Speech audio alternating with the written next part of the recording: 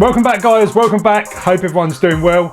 Now you know I've been playing around with the Dji Avata, whatever you want to call it, for the last few days. I think it's not even been a week yet. So I grabbed my first Dji Avata and basically lost it due to a return to home and an overheating issue. Yeah, not good. Go watch the other videos about that if you want to know more about this.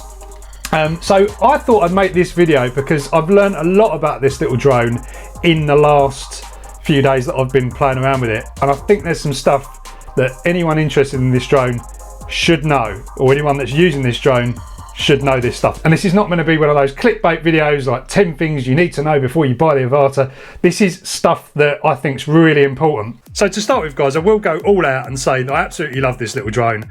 The footage is amazing. The camera and the gimbal quality seems really good. The downlink to the goggles is amazing, like 1080p straight to the goggles. In actual fact, when you first look at the footage between the goggles and what's recorded on the drone, it is hard to tell the difference. So yeah, it's amazing. Now I do fly FPV drones as well, so I'm really excited to see what happens with the new air unit that they've put in here to put on something DIY. That's going to be amazing. But until that point, I'm going to enjoy flying this. So as someone that flies FPV, I crash. You know, this is durable. You can replace certain parts of it. That's a really good point, but there are some issues here. First one is the battery can come flying out if you crash. If the battery comes out, then you've got no chance of finding the drone, or you're going to have a very great difficulty finding this drone in kind of, you know, hedges or long grass, that sort of stuff.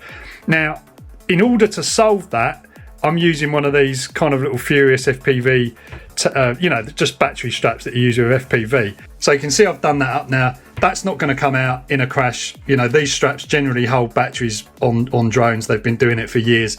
That's what, you know, I use. So obviously that's going to prevent the battery from flying off, which is good because you won't lose your battery, but also it'll mean that the aircraft will stay on, so you can actually use kind of lost model features and things like that. And there is actually a lost model beeper, which you can activate by hitting C1. So not like crazy loud, but there you go, it does it. Takes a little while to do another one.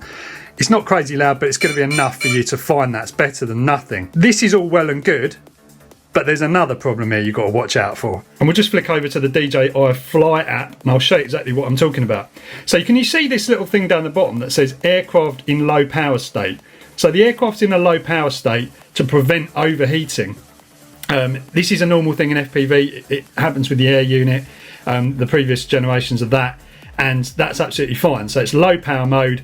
So when it's on the ground, if it's gone down, you're going to be in low power state if you haven't got the motors running, and that means that the range is going to be seriously degraded. So you are going to have trouble getting a signal from the drone itself. Now, as of this point, I'm not sure if this is affecting the RC, blink. I would go as far as saying I reckon it probably is. So you're going to get limited range if you've lost this drone somewhere and you're trying to locate it. This is a problem I had. Now it gets worse, because what happens now is this drone can't actually withstand even the low power mode. It can't handle it, and it will overheat. It will still overheat and it will shut down, and you'll get this error come up.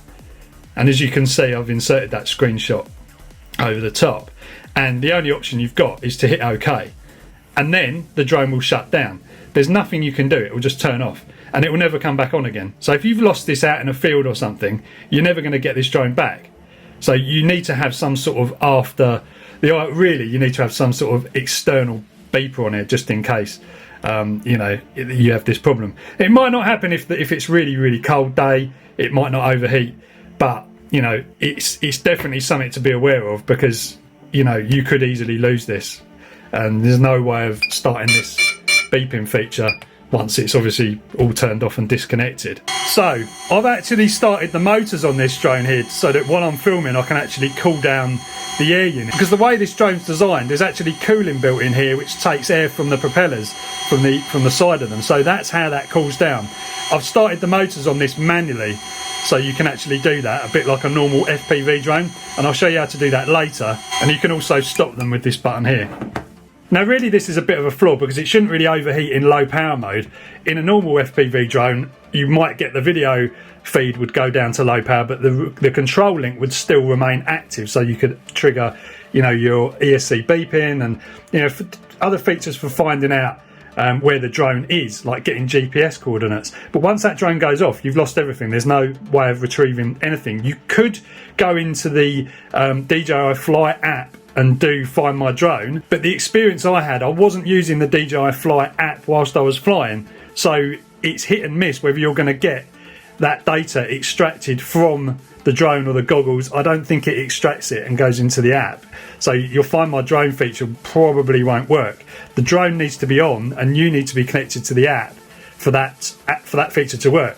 So if you do go down, you need to grab your phone super quick, plug in the app and use the Find My Drone feature on there and grab the last position that you can, so you can kind of narrow down where the search area before it overheats. Now you might be wondering, is there subtitle information embedded in the video files to show last GPS position?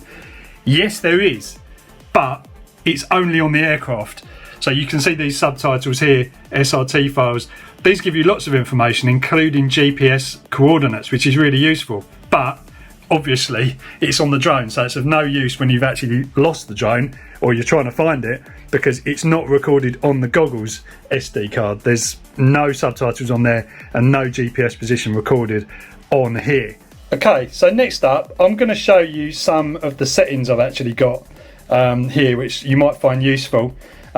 First one under safety, maximum altitude, that's okay, that's fine. Maximum flight distance, no limit, that's normal. Return to altitude, return to home altitude, now set that to, that's 30 meters. You could set that a bit higher if you want, but I'm not actually going to be using return to home. Now if we come down to the bottom here, you can also see ESC beeping, which you can set manually via the goggles. There's not much point because you've got that on the C1 button anyway. But if you go into advanced safety settings, you can see what I've done here is I've set aircraft signal loss action to hover, because return to home, there's been some reports about the return to home not being particularly great on this drone. I don't know why. I'm not trusting it right now. If I want to return to home, I want to be able to do it manually. So basically the failsafe here is hover. So we just go into a hover as soon as we've lost any signal from the RC. And I've also turned on emergency propeller stop. Now this would be really for advanced users. If you're used to having an FPV drone, you can just literally shut the motors off and get the drone to fall out of the sky. That's generally how you land an FPV drone. But yeah, don't set this, and if you're not really comfortable with that kind of thing, but I'll show you more about how that's kind of configured. Now to see how that works, we have to go into the control menu. So if you go into control menu and then remote controller, you can see here you've got basically all your buttons you can configure there. So C1 is already configured to ESC beeping. C1 double press, I've set that to turtle mode, which flips the drone over, so you can just go click click and the drone will attempt to turn over. And you've got C2 here, which is this kind of multi-position switch on the right hand side.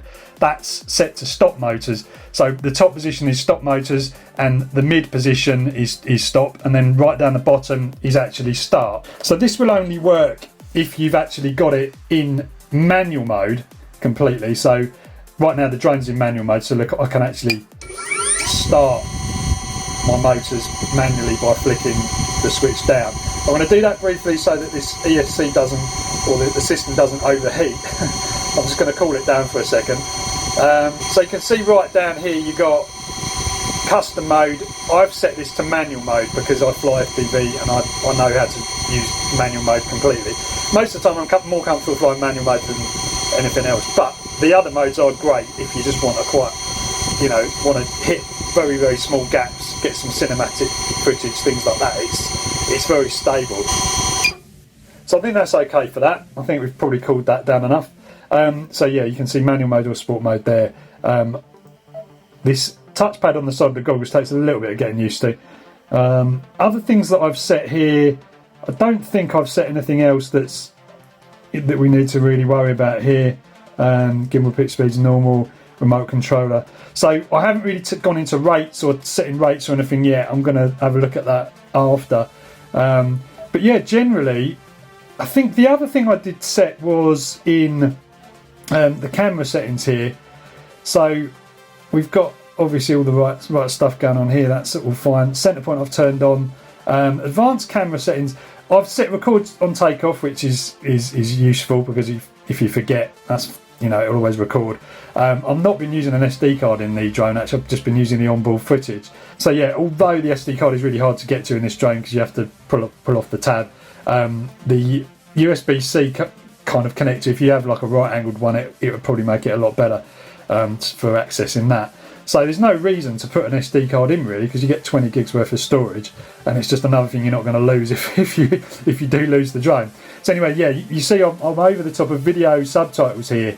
I've turned those on because that's how you get the subtitles on the drone footage, but it's drone footage only, remember, not in the goggles. So yeah, there's my little notes for the video. ESC beep on C1 button, and it's also in the menu. The GPS overlay subtitles are only on drone recordings, not on the goggles. You have to turn that on. Battery loose. There's been reports that the battery flies off. I haven't seen it yet, but you know, it's worth having a battery strap on there just to make sure it doesn't come off. Turn off return to home. Enable hover failsafe if you're more comfortable with that. That's how I'm going to roll with it now. Motors stop enable for FPV users. Yeah, that's what I'm going to be doing, because actually it's better to have these motors turning off, you know, on demand. And the thing is, you can only turn the motors on and off when you're in manual mode. You can't do it in sport mode. Doesn't work. So not in manual mode. See, operation unavailable. So that's something to be aware of. You know, you will, in sport mode and normal mode, you've got auto takeoff and auto landing when you just pull the stick down. So if you want to land it properly, you can stick it in manual mode and do it that way. Now there is a bit of a delay with manual mode going into manual mode, because you've obviously got to, in flight, if you put it in manual mode, you've got to center the sticks and do that stuff. So my thought was, oh, maybe you could just, you know, when the drone actually, if you do get a problem and you just want to just drop the drone down, so you come in low and, right, I'm having a problem here, and get it down like you would a normal FPV drone, you've got to go into manual mode first, then turn the motors off. Which, you know, is a little, there's too many steps there. On a Tango 2 here, for example, this button here I've got set to turn the motors on and off whenever. It doesn't matter if the drone's like 200 meters high. If you hit that, it will turn it off. If you turn it back on, you know, that's how you arm and disarm it completely. And that is an instinct now for me with FPV. You know, if anything's going wrong or anything like that, I can just kill the drone, bang, gone. It's coming down. And you know, most of the time it'll be all right. But then of course you have got your lost model alarm and all that sort of stuff, so you can easily find it. So guys, those are the things that I think are most important to know about the Dji Avata from what I've experienced so far. No doubt there's going to be more stuff that rears its ugly head as we go on. Also, I haven't mentioned about the FCC versus CE kind of hack thing that you can do from drone tweaks. Really useful. The FCC mode puts the drone in a higher power output. Now you might think, oh, well, that's going to overheat things quicker. Possibly, I don't know. I haven't seen that yet on the testing that I've done in a Faraday cage. But yeah, there's been some talk about the drone's lack of range in CE mode, which I've totally seen. Like, it's not great at all. Barely 2 kilometers range.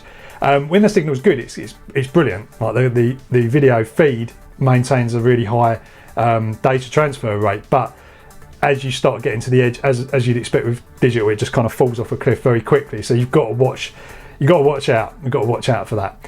And because I don't think there is separate kind of RC and video kind of communication going on here, it's all done in one, maybe in one stream. I don't know how it works, but because of that, you lose one, you're most likely you're going to lose both. So that's why that return to home, or that's why the failsafe thing, you've got to be aware of what your drone's going to do if you get a failsafe.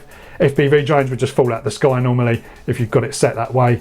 You can't really do that, so you can't set that. There's no way of setting that, so you have to have it. The best next thing I think is probably just a hover. So yeah guys, that's going to be it for this one. Hope it's been useful. Safe flying. Enjoy the Avata. I think it's an amazing bit of kit, but you've got to know these things first. And I'm really excited to get my hands on one of the new air units, so we can try out this high quality video on proper FPV drones. I say proper because it's not a proper FPV drone, but it's DJI's go at making an FPV drone consumer compatible. And it's not quite there, I don't think. Anyway guys, hope you've enjoyed it. Catch you next time.